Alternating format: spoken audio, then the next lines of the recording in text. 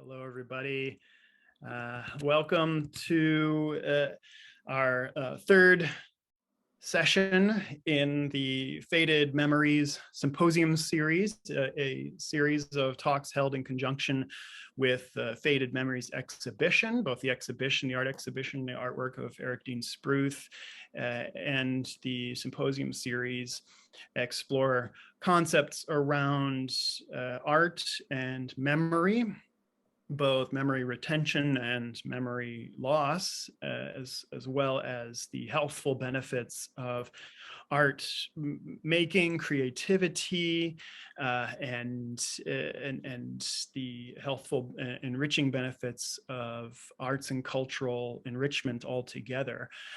So we've had a wonderful series of talks so far with artist and art therapist Eric Dean Spruth, and last night, art therapist and professor of art therapy at the School of the Art Institute, Deb Delsignor.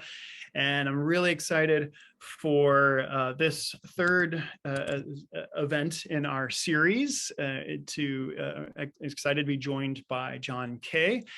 Jon, let me give you a little introduction here, if you'll bear with me. Jon's a professor of folklore and ethnomusicology at Indiana University in Bloomington.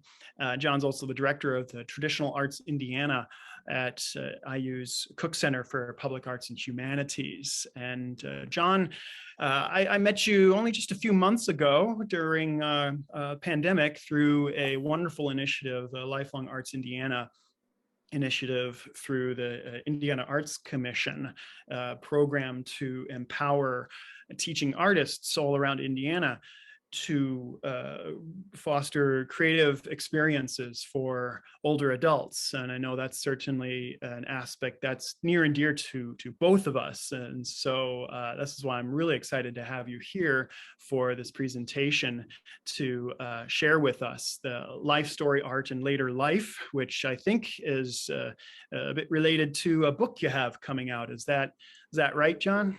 Yes, it's actually a book that's already out. It's one that's called Folk Art and Aging, Life Story Objects and Their Makers, and it's through Indiana University Press. At the end of the talk, I'll actually give a link where you can download a PDF of the book and you can read it for free. And if you like it, or if you like the talk, would love for you to head over to your favorite bookseller and pick up a copy. Fantastic. Oh, that's beautiful. Yeah, that's exciting. Looking forward to getting a copy of that in my hands. And so, yeah, so everyone tuning in here, Jon is going to give us a short presentation here, and we definitely encourage everyone to chime in the chat box with your questions, thoughts, and comments. And if Jon is able to address any of those questions during his PowerPoint, certainly. Otherwise, we will hold some of those till the end to have a nice bit of a chit chat. And if anybody is tuning in, for those of us tuning in through Facebook Live, I'll be monitoring the chat box there. So during the period of the live event, I'll keep track of any comments that are pasted in there and bring those over into Zoom. So, but without further ado, Jon, happy to hand you the talking stick and let you take that away. Well, thank you, Lucas. I really appreciate it. And thank you for letting me be a part of this. I always love sharing stories about some of the people that I've worked with and some of the lessons that I've learned from the work that I do. And just a little bit that we've talked, I just really appreciate the good work you're doing out there in the world. I'll try to pause periodically and let you interrupt or whatever to ask questions and let me know what's going on in the chat. I can't see the chat from my window here, so you're deputized on that front. So I'm going to dive right in so we can try to stay on task here. Again, my name is Jon Kay. I direct a program called Traditional Arts Indiana, and that's how I came to know a lot of the people I'll talk about today. But I've been working as a folklorist for a long time, for over 25 years now. And I'm sorry to say that really it wasn't until later in life that I really, later in my career, that I started to think about a lot of these people that I go to do interviews with, that I go to collect information from, they're among the oldest adults around me. This is my friend Damon Helton, one of the first people, one of those people I developed a kind of grandfatherly like relationship with. He took me under his wings as a young folklorist. Made this wonderful willow furniture, a craft that he learned from his grandparents, a craft that he revived when he retired himself and started doing that. And I asked him if I could come and hang out with him that summer, and he said, "Sure, buddy, you can come on back." And so I appreciated that. As a folklorist, I study narratives. I study stories that people tell, but I also study material culture, the things that people make, the things that people use in the world. This is my friend Gladys Gorman Douglas sitting there in the wheelchair, and she told me that she's a storyteller of quilts. I took her and a group of quilters to the Smithsonian one year to do a bed turning presentation, and where they lift up the quilts and they tell the stories of the quilts. And Gladys was very, very vocal about using these quilts and using that moment to tell her story. And so I think it's really important for older adults to feel as if they've contributed to that next generation, that they've told their stories, that they've passed those on. And so that's going to be at the heart, at least in part, of what we're talking about. One of the quilters that was with me there at the Smithsonian was Amy Powell, and this is one of the quilts that she brought. It's a baby quilt. It's a small quilt that tells the story of her family. You can see on the bottom she's in the middle with her husband, and then you have their mothers on both sides of them. Then above they have grandparents and siblings, and even great grandparents across the top, as well as these Underground Railroad motif quilt patterns that are spread throughout the quilt. Uh, you can just imagine why she made a baby quilt, to have these narrative elements that are kind of built into there. This is a way of saying who her grandchild is, where they are from, who she is, and to pass on and to tell the story about where they came from. And in a very real way, this is what I call a life story object, or more specifically, life story art. Life story objects are those things that people use that are associated with your past, that you can use to deploy them to tell stories, to help you recall events, or to help you tell a story. And so these life story objects, some of them are souvenirs, some of them are keepsakes, and some of them are works of art that people make. And that's what I'm going to kind of focus on, is this life story art that people do, like Amy Powell's. I really got thinking about this with my friend Eli Jackson. With my job at Traditional Arts Indiana, we set up an events all around. And Eli was an engineer, machinist, but in retirement, he became a quasi musician and instrument maker, and he made these instruments that told that were like the ones he grew up with in Appalachia, little one-string instruments like the ones he made when he was in his youth. Made them when he was young, didn't make them throughout most of his life, and then the last 15 years of his life, he made dozens of these little instruments made out of cans or made out of little sticks, all that could tell stories, allowed him to tell his story about that. And so that's one type of life story object. Both of those, the quilt as well as these instruments, these talk about life in general. You can use them and they're multivocal. You can tell all types of stories talking about your youth through these images. But some objects are actually tell very specific stories. This is my friend Milan Opacich. This is a turtleback prima. He lives up in the Chicagoland area, or lived before he passed away. This is the first musical instrument that he made himself. He has a whole story, had a whole story about going and hunting the turtle, his brother shooting the turtle, his mother cooking the turtle, and him making this instrument that wasn't much on sound, as he would tell me, but it was enough. It was good enough to get him started making the next instrument. Milan spent most of his life building instruments, but he let this instrument get away from him. But when he came into retirement years, he found that instrument a friend of his had, and he swapped out with another instrument for it. And he hung that instrument up in his shop so that when people would come in, he could tell them the story of making that prima and using it as an encouragement. He taught dozens of people how to make these. So that's an example of these life story objects. Let's talk specifically about life story art now. Life story art are these things that people make, works of art that tell specific stories. Like this one here is my friend uh, Harold Williams. I took this picture like 2.5 weeks ago. He was set up at the Gibson County Fair, had a barn that he made from wood that he salvaged from an old barn that he painted in 1967. He didn't just make a barn that looked like it. He made it to actually be built almost exactly like it, and actually built it from the same wood that the original barn was made from. Why? Because he wanted to be able to tell that story and to relive that. And these things have multiple phases that they go through. Harold will spend a large amount of time building something like this, thinking about it, designing it, and then not only does he make it, he loves to take them to places like a county fair or to a local restaurant. He has a display of his stuff, or set it up at a church potluck. All different types of things. He can show off his creative practices. And he's not the only one. I've met lots of people who will spend an amazing amount of time building pieces, making this type of art that they never intend to ever sell. This is my friend Bill Root. I've known Bill since I was a little kid. And I bumped into him at the state fair. He was demonstrating at the Indiana State Fair, and he was building this house. And I thought, oh, that's a really cool looking dollhouse.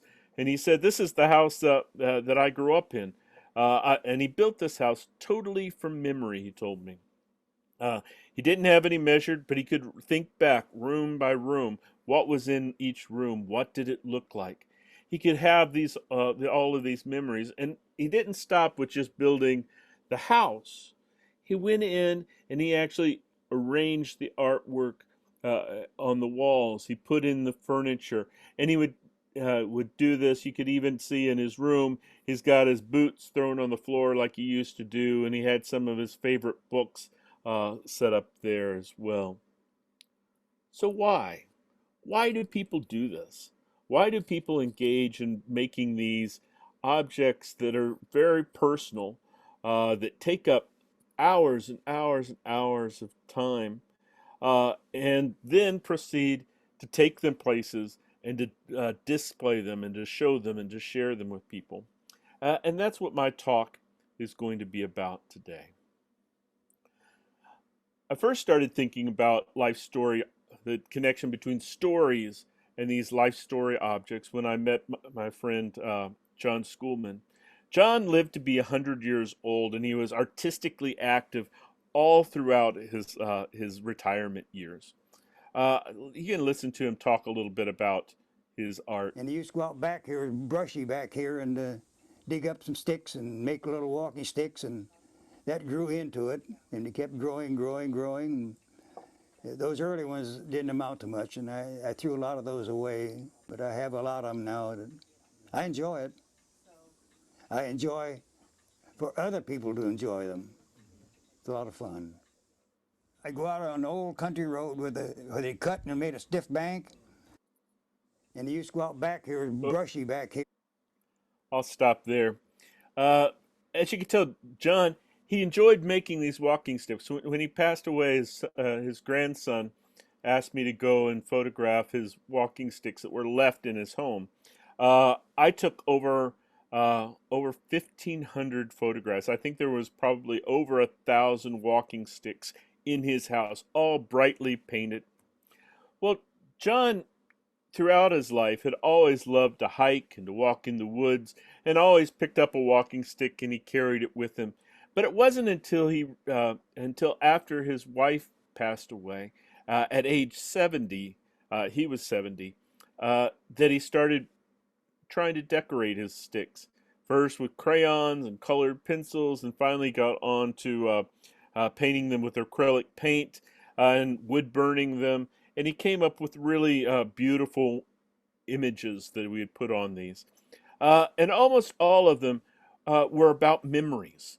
Either they told the story of a general store where he lived, or a story about his wife, or an old cemetery, or sometimes they would have the words to a song or a favorite poem that he would do. And you could just imagine this little bitty guy. By the time I met him, he didn't stand over 5 feet tall. And he would be out there and he'd be walking around town there in North Webster, Indiana, where he lived. I'll go back here. And you would see him walking there, and you'd see this really colorful walking stick, and you go up to him and go, "Oh, what a beautiful walking stick." And then he'd lift it up. And that's when you would see that he'd have all these words wood burned onto it. And he would take it and he would hold it in his hand and he'd recite the poem, or he'd sing the song, or he'd tell the story by reading it and turning it around in his hand. It was kind of like a fishing lure skimming through the water. It was a mnemonic device for him. The fishing lure would skim through the water, and you'd ask the question, and then you gotcha. It was waiting for someone to stop him and ask him for this. One of the problems that older adults face in their life is a certain degree of invisibility. They go about their life as if, and people don't pay that much attention to them. Well, John found a way. He found a new persona. He became John Schoolman, the Cane Man, and people would stop him and talk to him. And the walking sticks that he made, the canes that he made, became a tool for doing that. See some of this. This is a stick that he made about the general store he owned with his wife. I'll pause right there before I talk about my friend Bob Taylor. Are there any questions anybody wants to ask?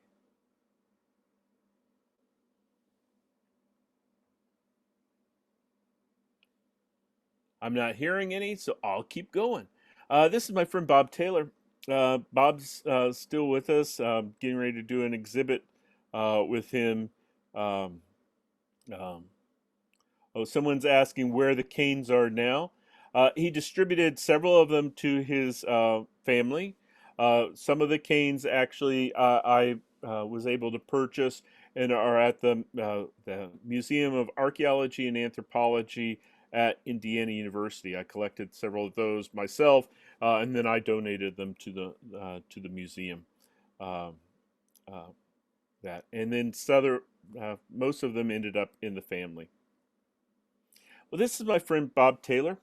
Bob Taylor started carving when he was 8 years old, and I met Bob when I was doing a program. I started doing these creative aging summits, where I would ask people from the community, older adults, to bring in things that they made and come in and tell the stories of them. And it was kind of like a show and tell for older adults. And I was set up there, but beforehand, this taller, thin man with great white hair poked his head in the room and asked if he could, if it was in the right place. And he was carrying 2 boards with him. I said, "What do you have there?" And he says, "Oh, I do memory carvings." And I said, "Well, I want to make sure I see those." And he came in and he set things on the table. And I went about getting ready for my program. And then he showed these boards. In almost photographic detail, he created these scenes from his childhood. This was one of his first, I think it was his first train ride. It was a trip to Coney Island he took with his family, and they met in Columbus, Indiana, and the band was playing, and he got to ride on this train. The other one that he brought with it showed the steamboat that they took, the boat they took across the river over to Coney Island near Cincinnati. And you have all this, and I was just like, "Oh, this is just amazing." And he told me these great stories about it. But when I started asking him about it, he noted that he didn't remember these things. He couldn't remember all the details. And so he went and he got books and he did some research about Coney Island, what it looked like, what the island queen looked like, what the trains looked like. He found other people who went on the trip when they were kids too in Columbus, Indiana, and interviewed them about it. And it provided this whole social network of him being able to go and to talk to people about these past. So it's more than just making these life story objects. He enjoys doing all of this research that goes into it, and that fills his time. It causes him to talk to newspaper people and people at the library, local community members as well. And it was really, really important that way. Then it gives him months and months of designing and drawing and sketching and laying it out, and then more months of carving these things. And then it starts a whole series of doing things like at the Mill Race Center, where he came in to do that where I was doing that program. He would take these things and he would tell the stories of them. And that's kind of the phases of this kind of life story art. People enjoy researching and designing and making and thinking through those things. It's a type of life review for them. But then they also enjoy sharing these, creating these things, the practice of going through and getting into that state of flow and spending hours carving and tweaking that. But then they also enjoy the social interactions of going to share the works that they make. I've got a video here, but I'll give Lucas a link to that video, and he can share it with you all. We won't watch that all, because I want to tell the story about this this particular carving here. If you look at it, you can see it's a train, and then it's got a whale on it. Well, that was a dead whale. And I was set up at the Franklin Wood Carving Show, and it had this carving on there. And people would come around, and I saw it happen over and over and over again. People would go and they look at this photographic quality, just beautiful carving of a train. And then they see the dead whale. And they look at the train, and then they look over at Bob, and then they look at the dead whale, and then they look back at Bob. And Bob would get this kind of wry smile, and then he would tell the story about how a train rolled into Columbus, Indiana, where he lived, and it had this dead whale, and they would set up this tent, and they would charge a nickel or a dime to come in, and it becomes this humorous story that he's able to share with people and engage with people. The objects actually call upon you, upon the creator, to tell the story. They're conversational starters. And so I've been really interested in the fact that how people take these items, not just to make them to have, but actually make them to use, make them to create opportunities, to open up a space where stories can be told. And I think that that's one of the important things that art does for us, is it opens up a space where we can engage in conversation around ideas or around stories. And so realizing that that's what one of the functions is at the museum I used to work in, the Mathers Museum of World Cultures, I would do programs and I'd invite Bob to come in and to set up, and he'd be there demonstrating carving, but he would also have pieces of his work there, and he'd be able to tell people the stories associated with that. I'll tell you about another artist here who did a very similar work, very different medium, but Marianne Sykes. She created beautiful hooked rugs. Did not start, she had done art throughout her life. She didn't start hooking rugs until she was 80 years old, and basically spent a decade making these beautiful hooked rugs. She's still alive. She's not making hooked rugs anymore. I think it's more difficult for her hands now. But she made beautiful rugs about not her childhood, although she has one from her childhood, but mostly from when her children were small. Marianne was raised in an orphanage, and it was really kind of traumatic for her. She lived in Chicago, was raised in an orphanage, and she was from Sicilian heritage.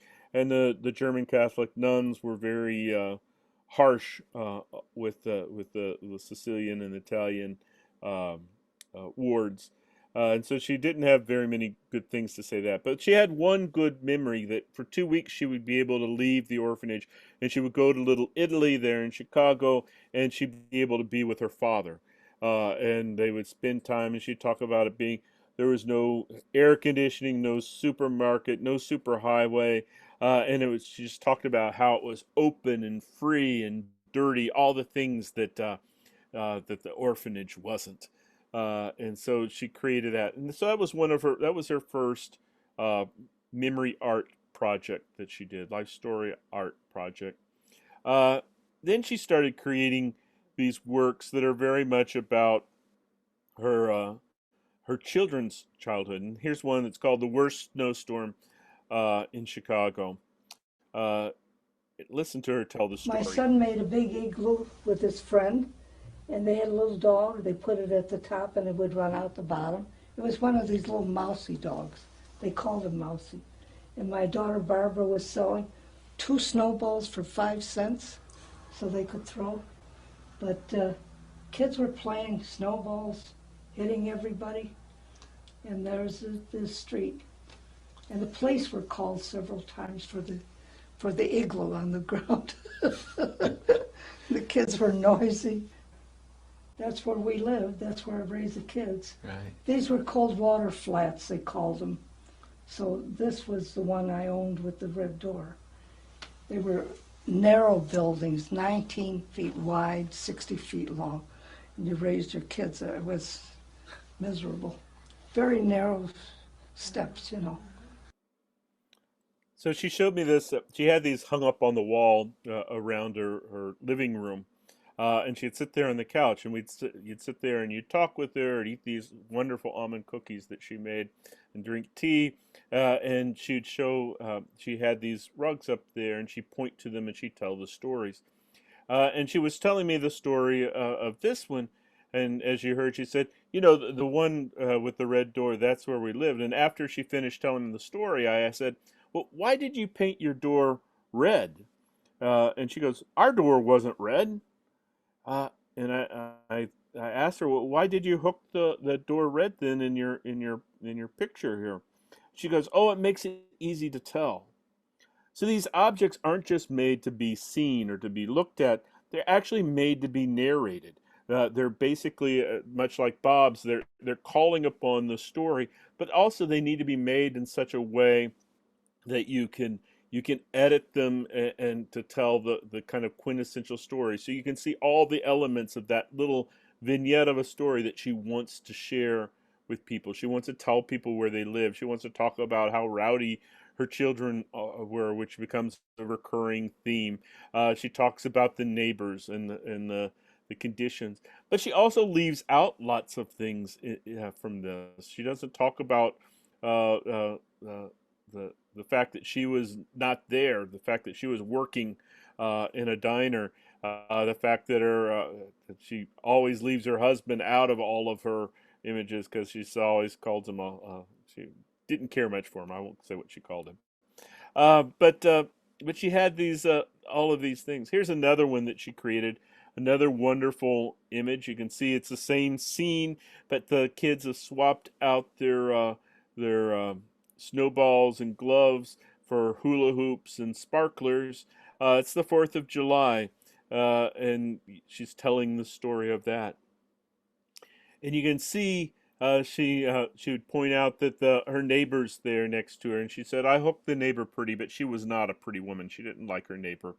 And then she also, if you look at the picture before, look at the kind of pointy roofed house to the right of the image. When she does it in the next image, she sets it farther back.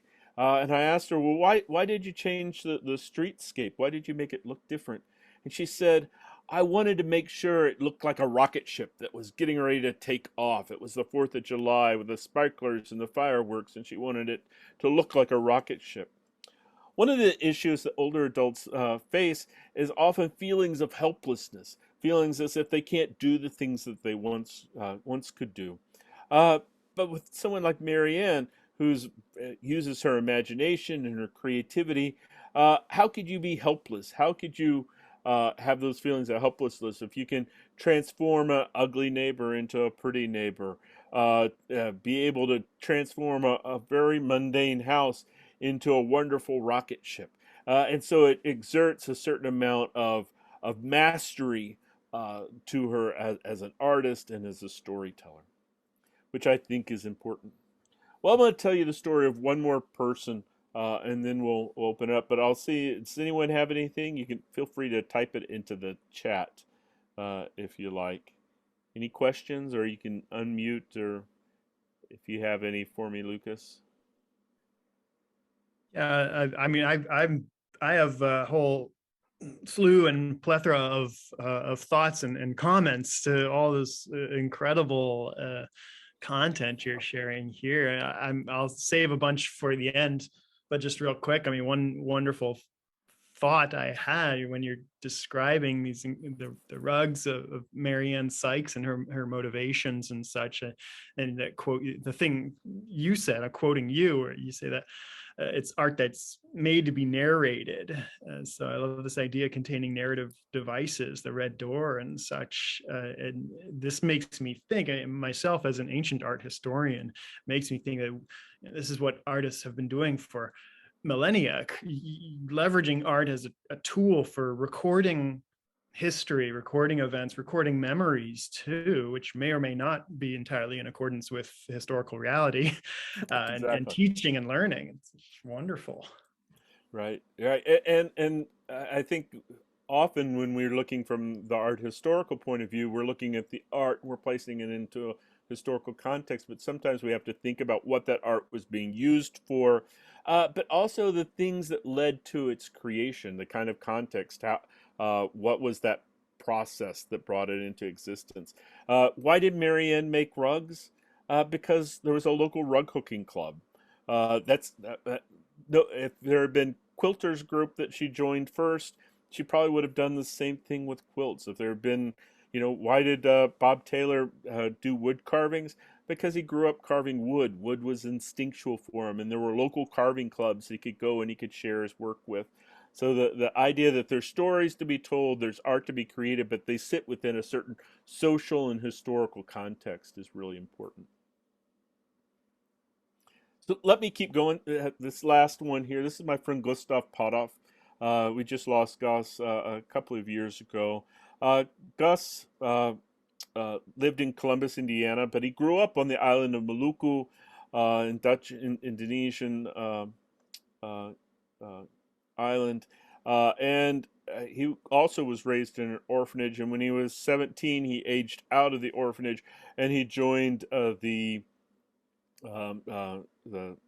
Dutch Army Tank Battalion and became a soldier right at the beginning of World War II. Not an ideal time, but it was pretty much the options that he had. Well, he was deployed, and just a couple weeks into his deployment, he was captured. And basically he spent the next 4 years. He spent the rest of the war in a prisoner of war camp. And this is a picture that he painted to tell the story of him. You see him on the left-hand side. He's in his army uniform, and on the right-hand side, he's reduced to rags, almost like a loincloth. And you can see bombs being dropped by bombers and care packages being dropped. Over in the corner, you can see the nuclear bomb going off. You can see the elephants that carried large teak timbers to build railways and bridges. You see the tools that he used. And you can see these little fires, these little campfires across the trail there. Those are each of the 21 different prisoner of war camps that he was in. When I say he was a prisoner of war, that doesn't really capture the entirety of it. If you've seen the movie The Bridge on the River Kwai, well, that's where Gus was. Of course, Gus would tell you he hated that movie. He says they weren't allowed to sing, they weren't allowed to whistle. That was not their life. Basically, he helped build the bridge on the River Kwai. He helped build the Hellfire Pass. Over 16,000 prisoners of war died there. And Gus always credited his strong back was the only reason that he was able to survive dysentery, malaria, a snake bite, starvation, all of these things that he faced. Well, as I said, Gus grew up in an orphanage, and he was a prisoner of war. He ended up becoming an engineer, a diesel mechanic, basically. And he ended up coming to Columbus, Indiana, also near Bob. And he got a job working at the for Cummins diesel engine, and that's where he worked for his whole life. And he never forgot those experiences that he had in as a prisoner of war, though. Gus had a very thick accent, and it was really difficult for him to talk to people. Just it was hard to understand him sometimes. But when he retired, he went and he wanted to volunteer at the Atterbury Bachelar Aviation Museum in Columbus. It was a war museum, because he wanted to be able to go and be with the other veterans, even though he didn't serve in the same military. He wanted to be able to tell his stories. Well, he didn't know how to tell these stories to people, and so he started painting. Go back to this picture here. He painted this picture I'm going to show you here, and then every Tuesday when the volunteers would go into the Veterans Museum, Gus would go, he'd pull up his stool, he'd sit there next to this painting, and between his broken English and the painting and pointing, he was able to communicate the stories that went along with this. And this is his painting of freedom. This is the last barracks where he lived when the war came to an end. But if you look at it, unlike some of the other pictures, there aren't any people in this image. It doesn't show the Korean guards fleeing into the woods. It doesn't show the British sergeant pulling up in the Jeep and telling him not to go out. It doesn't show him sneaking out and looking, trying to figure out what's going on, and sneaking out of the barracks to get chicken after being a prisoner of war for all that time. Why? He could have easily painted, you saw the other ones. It's because this also is meant to be told. It is an image that requires him to tell the story. You can see the Japanese flag laying in the dirt and the Allied flags weighing above. It's his story of freedom, and it's basically asking people to ask him to tell that story to them. And so he has all of these that are basically asking him to bear witness, asking him to share his stories. This is one where it's a long story, I won't tell you, but he basically sold his coat to get some food because he was starving, and then he steals the coat back. And you can look and you can see the all-seeing eye of God looking down on him from above. He knew that stealing was wrong, but he also knew that dying was going to be wrong. And you can see all those little white slashes that go across the middle. Those are the spirits of all the people who starved to death, who died of infection and malaria, and various diseases and injuries, building the Hellfire Pass and the Death Railway, as he called it. And so he had all of these stories. Well, as Lucas pointed out, art has been made for a long time. I could point to tons of historical examples of people who, when they reach retirement age, they start making this art. And they do it for a whole variety of reasons. This is George Lucas, no relation that I know of. And he was basically, he helped make trains. He built railroad cars. And in retirement, he started making these railroad cars that he could share with his grandson. And he would tell them about the different trains that he worked on. And it was just really interesting to me as I was doing this research into these other people that were doing similar types of making, that as I researched Mr. Lucas, I found out that there are very similar traits to what he was doing all that time ago, and these people that I was working with. And since then, I've met people all over the United States. I've met artists in other countries who do this same type of work, and we find kind of some common traits. Not everyone does it the same way, but there's some things that are kind of universal. One is they often start after they retire or experience some other rupture in their life, the death of a loved one, being dislodged from their home, something that causes a kind of a break in them where they're separated from other people. Bob's memory carvings came when he retired. Mary Ann came when she moved to northern Indiana out of Chicago. Gus started painting only after he retired. So some type of rupture. John Schoolman started making sticks after his wife passed away. Some type of rupture in their life. They often worked when they were alone. We think about a lot of the art making projects that happen in nursing homes and senior living facilities. They're often done as kind of group projects.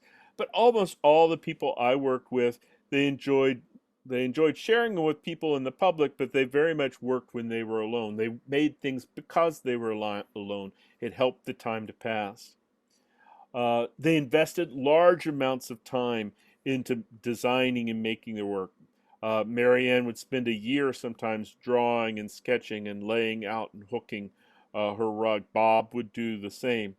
Gus would paint several paintings in one night, but he did it every single night. He invested a large amount of time in making these paintings that he gave away, probably thousands and thousands of paintings he gave away to local people in his community and people that would send him orders for them, not charging them, not selling them, just giving them away. They employed materials that were significant to them. Bob started carving when he was 8. It was part of his personal identity. Mary Ann, as I said, because there was a local rug hooking club. John Schoolman, because he'd always loved to walk and always had a walking stick in his hand. And Gus, he was working in a museum. What happens in a museum? They put paintings on the wall in a museum. So he started painting. Never painted before he started volunteering at the museum. So it has to fit within their kind of cultural and social and personal situation.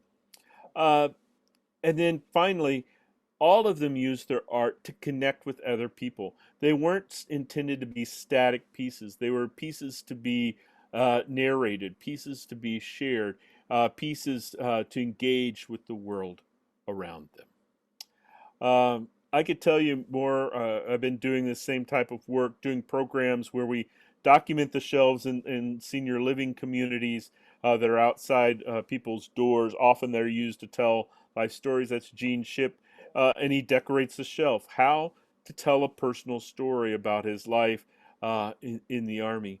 My students are going out doing work with these older adults. Then they make these posters and they present these posters back to the older adults, and it becomes kind of a fun object of taking their life story objects and letting them hear their stories back at them, which is very, very powerful. As I promised, a lot of this work is in my book, Folk Art and Aging, which you can buy from any bookseller. But also, if you just want to read it, I encourage you, just download it for free at this link here, and I'll make sure Lucas has this, and he can put it in the show notes as well for this video to share it with you. So you can have that there. And that's the presentation that I have for you.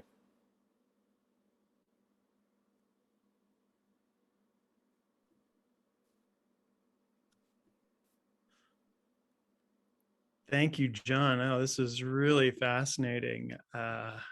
Like I said earlier, I've certainly been geeking out throughout this. Not so much with a lot of questions bubbling up, but just recalling so much from my own practice, formerly with the Art Institute of Chicago, and now independent, but still tethered with a bunch of wonderful professional organizations in the field of creative aging and lifelong learning. And so just seeing so many parallels. I mean, I love, for example, that common traits slide that you had up there was great to just be able to see this commonality, these common threads throughout so many of these individuals who interestingly became so artistically productive later in life, especially, or as you said, after some kind of rupture in life. I think that's interesting, the idea of art as a tool for like reckoning, for rationalizing one's experiences, life experiences. I mean, that really brings me back to what we were discussing during the prior two sessions of this symposium series, just the power of art therapy, art as a form of therapeutic practice. And, you know, whether you're working with an art therapist or people just practicing art and creativity on their own informally as a form of just mental health, healthful of therapy and reckoning. So I think that's really good. I think they're definitely using art to kind of self-medicate in some ways. But I think that there's something about the quality of the work that they do. That I think that there's lots of things that they could be doing that's creative, but not all of that is created the same, is equal. I think I use the metaphor of you can go and eat a nutritious meal, or you could eat at McDonald's. And I think that lots of places they're doing the lollipops sticking out because we're going to do art now, and we're doing art, and we're just kind of making something, and that's good. You have to eat, and you can be sustained from that, but it's not necessarily the most nutritious type of work. I think the work that these people are doing is very very nurturing to who they are. Yeah, absolutely. Yeah, I never thought of that. Like there's healthful art, and then there's art junk food. Exactly. I love it. I see Annie posted into the chat here. I just saw a story about persistence and grit being the essential elements in success. These people really exhibit that quality, great rewards and great integrity. I want to say a little something about the narrative of grit. Lucas saw one of my other talks. I talk a little in another talk. I talked about resilience, this idea of what it takes to overcome, and I think that that's the grit that you're talking about there. But also resilience can be all the other factors. Having an art practice in your life actually is part of a support system. Gerontologists often think about resilience not as a quality that you have, but a series of things, supports and aids and deterrents that are in your life. So if you're rich, that might be one type of resilience, or good health, good genetics. It's another form of resilience. All of these things work together, and I think that's really a good way of thinking about it. These people, yes, had grit, but they also cultivated that in their life. It wasn't just a state of being, and their communities helped them with it as well. Question in the chat from Nancy. Can you give some recommendations for encouraging art making among older adults who may not have previously done that? Right. I don't know if you're asking for yourself or for other people. It's different. When I was doing my book talks, I was traveling all around. I remember I was in St. Louis giving a talk, and somebody said, all this is great, but I'm getting ready to retire, and I don't have a creative practice. I don't have anything that I can do. What do you want to tell me? And I said, well, it's kind of like saving for retirement. The best time to have invested for retirement was like when you were in your 20s and your 30s, and it could kind of grow and you could kind of keep investing over time. The second best time to invest for retirement is today, is to start. So wherever you are, it's important to do that. I think that the best recommendation I'm seeing now that potential museum program participants, I think that the best way to do it is to find what local people do in your community. Instead of coming up with just saying one type of art, Marianne did rug hooking because there were rug hookers there. Bob did wood carving because there were wood carvers there. Anything that you can do where there's already a support system that's around it, I think that that's a positive way to do that. We did a program with, shared this with Lucas before, with my friend Kara Barnard, who teaches dulcimer. We knew that there were already dulcimer clubs, there were already people playing music in and around. And so when I worked at the Mathers Museum, we supported her to teach local people to play the dulcimer, local older adults. And it became a way that we weren't just doing a one-time thing, like often was what happens at a museum program, but you're providing an entry point to kind of introduce them to a whole community of people. So you're feeding that social aspect of it. So I don't know if that helps or not, Nancy. Hopefully it does. This reminds me a little bit the idea of trying to convince someone to get involved with art making if they're reluctant and all. Something that John, that we were talking about before we went live. So a little some great chat too bad we didn't record that. We were having a great conversation, but that's the way it always works. Right, absolutely. No, but no, that reminds me, there was a study published by the National Endowment for the Arts in 2017. I was just looking that up, called Staying Engaged: Health Patterns of Older Americans Who Participate in the Arts. I'll paste that in the chat. But in there it was a longitudinal study just showing overall health for people later in life, people who did not participate in any arts making or attending, and then people who did participate in creating, and people who participated in attending arts and cultural events, and those who participated in both. And of course, longitudinally, people who had the best or greatest health later in life were those who participated both in making as well as in attending arts and cultural performances. But to show, the study definitely showed that there were still benefits to doing one or the other, exclusive of the other. And so if somebody loves going to the symphony, but they have no interest in picking up a violin, or if somebody loves going to museums and they have no interest in wanting to do any kind of art making, there's still healthful benefits of that, of arts engagement. There's a new report out that I haven't read all of, but it's the Creative Aging in Museums report. Just came out from, I can't remember the name of it right now, but the American Association of Museums, AAM, just released it, and it's been out maybe a month or so. So definitely worth checking that out. Lots of good case studies of how museums have been doing creative aging programs. Maybe you can find that, Lucas, at some point. Looks like you're looking for it, so hopefully that will help too, Nancy. Yeah, I think I have it on my computer somewhere. I've shared the link before and other things, but I won't be able to pull it up right now. Yeah, absolutely.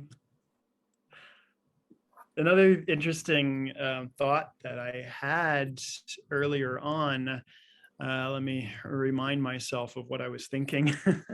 When you were talking about Harold Williams and building this barn model, and you said something about how he didn't just get any wood from the hardware store, but he used the same wood. Was this the same wood out of which this barn was made. Is that correct? Yeah. Yeah, it was basically a board. He asked if he could have a board from the siding of this barn that he painted when he was a younger guy, and it was they were getting ready to put the barn now has metal siding on it. The barn's still there, but he was able to get a couple of boards from that, and then he cut it real thin and cut it. Basically did it all, and then the roof is made from pine that came from poplar that came from the covered bridge that was right across from where he grew up. And so the shake shingle roof is all of that. So the material is really important. Why? That's one more thing that he can talk about, the construction methods and that type of thing, much in the same way that Bob researched. He was almost mining the community for more information that he can share people. You think about how people suffer from the three plagues: isolation, boredom, and loneliness.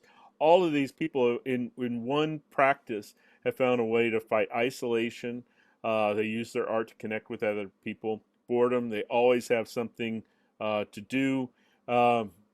And loneliness, it always has a way of engaging them. Or helplessness, they always have a way of exhibiting their mastery through doing this art. So it's really positive for people to be engaged in this work.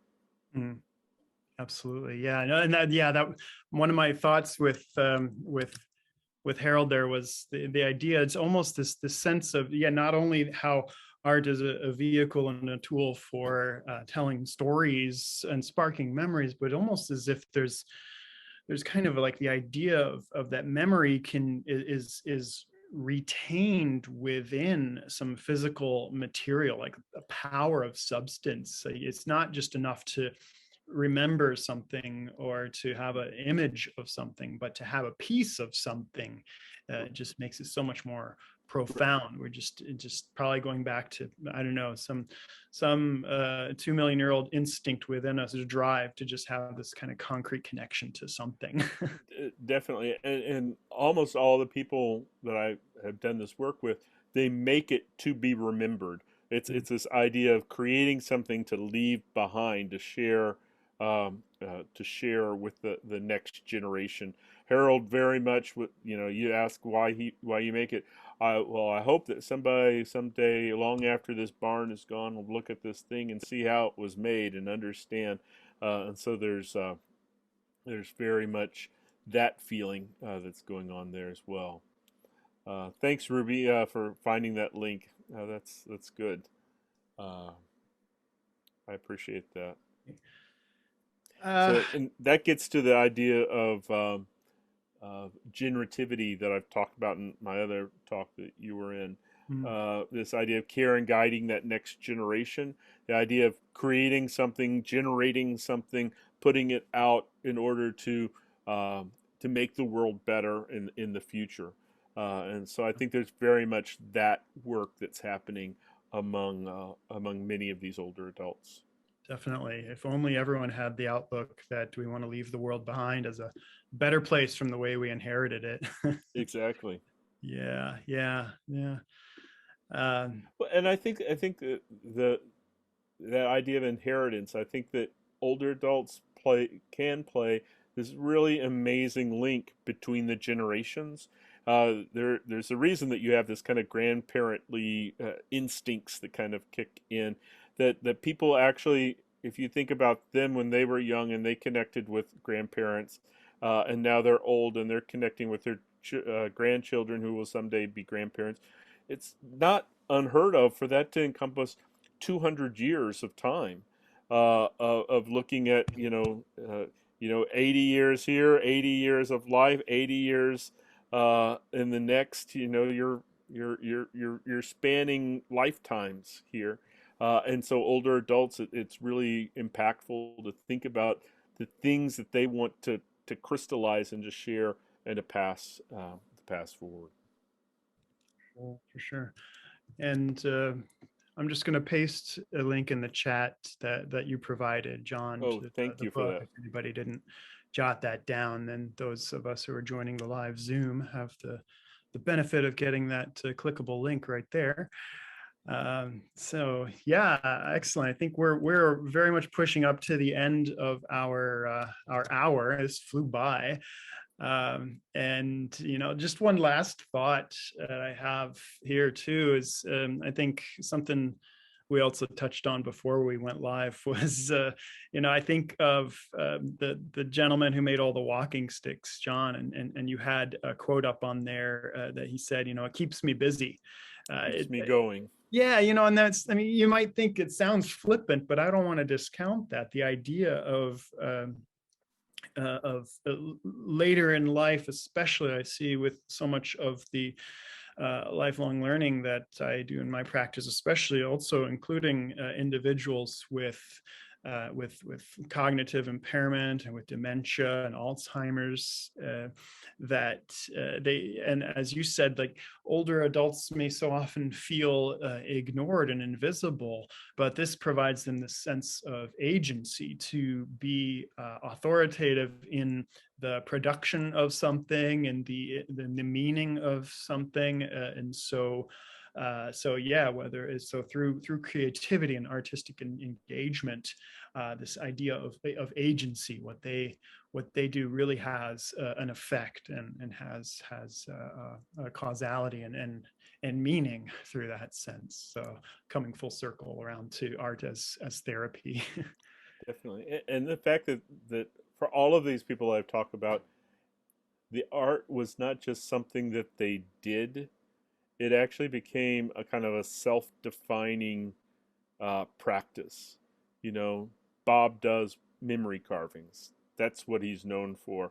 Marianne Sykes is the rug hooker. John Schoolman was the cane man.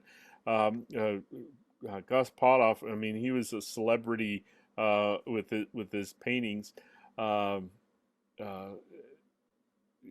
Just everything. It wasn't just that they added something to their retirement years, but they actually became somebody different in their retirement years that built upon who they had been in their previous life, which I think is really exciting. That maybe the best part of our lives, if we'll let it, could be in the future. Could be in our retirement years. The idea that we're going to be able to get to that. Yeah, so absolutely. Yep. Fantastic. God willing, we'll all make it there. Amen. All right. Yeah. Well, thank you so much, John. This has been incredible. Just a perfect capstone to the Faded Memories series. I really appreciate you coming on time here online here and sharing your experiences and expertise with us. Thank you so incredibly much, and thanks everybody for tuning in. If you missed either of the other sessions in our series, then go online to Facebook at my professional Facebook page, where we've been hosting and live streaming all of this, is facebook.com/ancient art podcast, my other pursuit that I've been doing for the better part of a decade or more. So Ancient Art Podcast, and there you'll find links to all of these videos, or on my YouTube page as well, youtube.com/Lucas Livingston. So check those out. John, thank you again. Thanks everybody for tuning in. Stay safe, be well. Thank you very much. Yeah, my pleasure. Thank you. Have a wonderful rest of your evening, everybody, and stay safe. Thank you. Take care. Take care.